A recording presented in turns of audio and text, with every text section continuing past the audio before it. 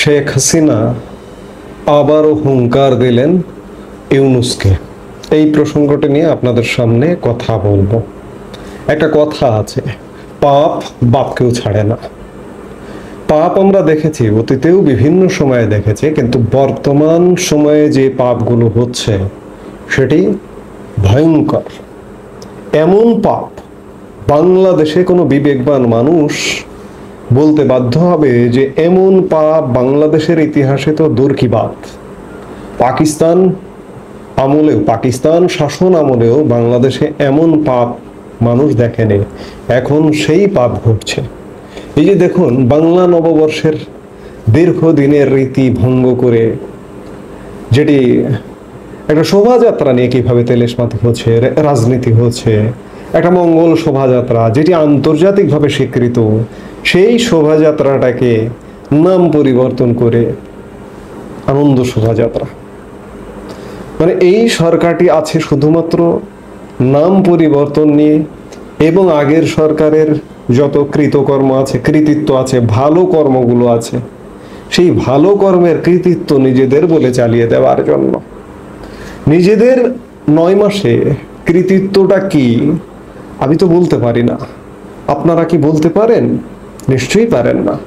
আর এই সব জায়গা থেকে, এই সব সংক্ষুব্ধতা থেকেও আওয়ামী লীগ প্রধান শেখ হাসিনা ঠিক নববর্ষের আগের দিন 13 এপ্রিল রাতে আওয়ামী লীগের ভেরিফাইড ফেসবুক পেজ এবং ইউটিউব চ্যানেলে অংশ নিয়েছিলেন। অংশ নিয়ে তিনি তার বক্তব্যে মোহাম্মদ ইউনূসকে হুঁশিয়ারি দিয়েছেন। হুঁশিয়ারি দিয়ে তিনি বলেছেন, সেই আগুনে আপনাকেও পুড়তে হবে। গত আগস্টে অভ্যুত্থানে পদচ্যুত হওয়ার পর থেকে দেশ ছাড়া শেখ হাসিনা নিয়মিত ভার্চুয়াল সভায় তিনি অংশগ্রহণ করেন। রবিবার তেমনি এক ভার্চুয়াল সভায় শেখ হাসিনা অংশগ্রহণ করে বলেন, বাংলাদেশে সমস্ত ইতিহাস মুছে ফেলার চেষ্টা চলছে, মুক্তিযোদ্ধাদের পর্যন্ত মনে রাখছে না। আমরা মুক্তিযোদ্ধাদের স্মরণে রাখতে সৌধ তৈরি করেছিলাম, আর ওরা জ্বালিয়ে দিচ্ছে। ইউনূস, আপনি কি এসবের কোনো জবাব দিতে পারবেন?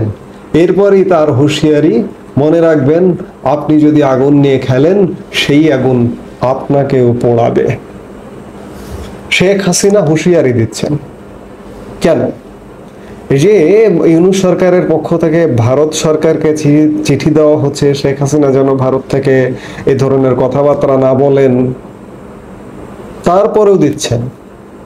এটা কি ভারতের সায় আছে? অবশ্যই সায় আছে। ভারত থেকে, ভারতের যদি অনুমতি না থাকতো, ভারতের যদি পৃষ্ঠপোষকতা না থাকতো, তাহলে শেখ হাসিনা সেখানে বসে এক প্রকার বন্দি জীবন যাপন করতেন।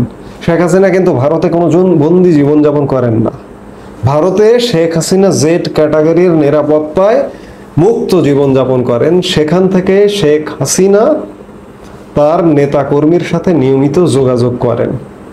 তবে দলকে সংগঠিত করতে পারছেন না, কারণ গত 16 বছর যাবত এই দলটার মধ্যে, এই দলের নেতৃত্বের মধ্যে এক প্রকার পচন ধরেছে। এই পচনটা, এই পচা অংশটা কেটে ফেলতে হবে শেখ হাসিনাকে। তিনি নিশ্চয়ই কেটে ফেলবেন। এই মুহূর্তে আমরা আপাত দৃষ্টিতে দেখতে পাচ্ছি যে আওয়ামী লীগ নেই, আওয়ামী লীগ ফিরছে না। কবে ফিরবে এটিও কেউ বলতে পারে না, আওয়ামী লীগের কোনো নেতৃত্বও বলতে পারে না। কিন্তু শুনে অবাক হবেন যে হঠাৎ করে বিস্ময়করভাবে আওয়ামী লীগ যে কোনো মুহূর্তে ফেরা শুরু করবে। আওয়ামী লীগ যে কোনো মুহূর্তে ঘুরে দাঁড়াবে। প্রাকৃতিকভাবে আওয়ামী লীগ, অর্গানিক ওয়েতে আওয়ামী লীগ ঘুরে দাঁড়াবে। কারণ যেদিকে তাকান, ডানে বায়ে সামনে পেছনে আওয়ামী লীগের সব নেতৃত্ব পচে গেছে, পচা নেতৃত্ব। বিশেষ করে বিগত 1 দশক 2014 সালের নির্বাচন থেকে আওয়ামী লীগে নেই। জনতার একটা রাজনৈতিক দল আওয়ামী লীগ, সেই জনতার আওয়ামী লীগ নেই। কাজেই আওয়ামী লীগকে ঘুরে দাঁড়াতে হবে, শুদ্ধ হতে হবে। এই শুদ্ধ হয়ে যে কোনো মুহূর্তে আওয়ামী লীগ ফিরবে। আমি শুরুতেই বলেছি যে পাপ বাপকেও ক্ষমা করে না।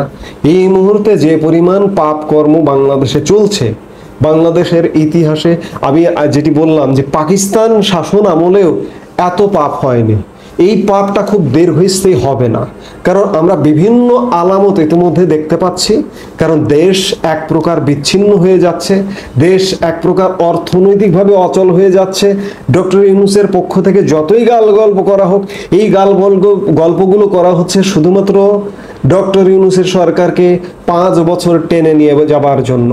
দেশের অর্থনৈতিক অবস্থা ভয়ানক। আমি অর্থনৈতিক অবস্থা নিয়ে বিভিন্ন বক্তব্যে বিভিন্ন সময় কথা বলেছি। এই বক্তব্যে একটি কথা বলি যে আমাদের গত বছর অর্থ বাজেট ছিল প্রায় 8 লক্ষ কোটি টাকার।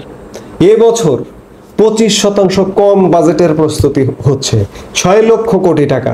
বাংলাদেশের ইতিহাসে বাজেট কখনো একটা জায়গা থেকে কমে আসে এবছর প্রথম হতে যাচ্ছে, বরঞ্চ বাড়ে, প্রতি বছর 1% বাড়ে। এবছর বাজেট ছোট হয়ে আসছে কেন? বাংলাদেশের অর্থনৈতিক অবস্থা ভয়ানক, কূটনৈতিক অবস্থা কূটনৈতিকভাবে যতই দেখায় এর সাথে সম্পর্ক ওর সাথে সম্পর্ক, কূটনৈতিকভাবে বিচ্ছিন্ন হয়ে পড়েছে মোহাম্মদ ইউনূসের সরকার। কাজেই পরিবেশ পরিস্থিতি প্রেক্ষাপট তৈরি হয়ে যাচ্ছে, খুব বেশি সময় লাগবে না, এবং আওয়ামী লীগও ফিরতে খুব বেশি সময় লাগবে না। এই যে গভীর হচ্ছে, অন্ধকার হচ্ছে, আওয়ামী লীগের নেতাকর্মীর উপর নির্যাতন অত্যাচার বাড়ছে। এই যে সাম্প্রতিক সময় ইদানিং গত কয়েকদিন যাবতও শোনা যাচ্ছে যে আওয়ামী লীগ নেতা কর্মীদের উপর পুলিশি নির্যাতনটা বেড়ে গেছে, পুলিশি তাণ্ডবটা বেড়ে গেছে। এই যে এইসব অন্ধকার সময় পেরিয়ে হঠাৎ করে দেখবেন আওয়ামী লীগ ঘুরে দাঁড়াতে শুরু করেছে। কারণ আওয়ামী লীগ ঘুরে দাঁড়ানো ছাড়া এই মুহূর্তে আর কোনো উপায় নেই, এবং শেখ হাসিনা এটি নিজেও জানেন। তিনি মেন্টালি সেই প্রস্তুতিও নিচ্ছেন, যার কারণে মোহাম্মদ ইউনূসকে হুঙ্কার দিচ্ছেন যে আগুন নিয়ে খেলেন, সেই আগুন আপনাকেও পোড়াবে। সত্যিই ডক্টর ইউনূস, আপনি আগুন নিয়ে খেলছেন। আমি বারবার বলি, আপনি নিরপেক্ষ জায়গায় থেকে সবাইকে নিয়ে একটা অন্যরকম বাংলাদেশ গড়তে পারতেন, কিন্তু আপনি সেই বাংলাদেশ গড়বার ট্রেন মিস করে ফেলেছেন। একবার একটি ট্রেন চলে গেলে সেই ট্রেনটা কিন্তু আর ফিরে আসে না। কাজেই আপনাকে দিয়ে অন্ততপক্ষে ঐক্যের বাংলাদেশ গড়া সম্ভব হবে না। আপনি যত ব্যর্থ হচ্ছেন তত আওয়ামী লীগ ফিরে আসবার পথ সুগম হচ্ছে। আওয়ামী লীগ তো আসলে ফিরে আসবার কথা না।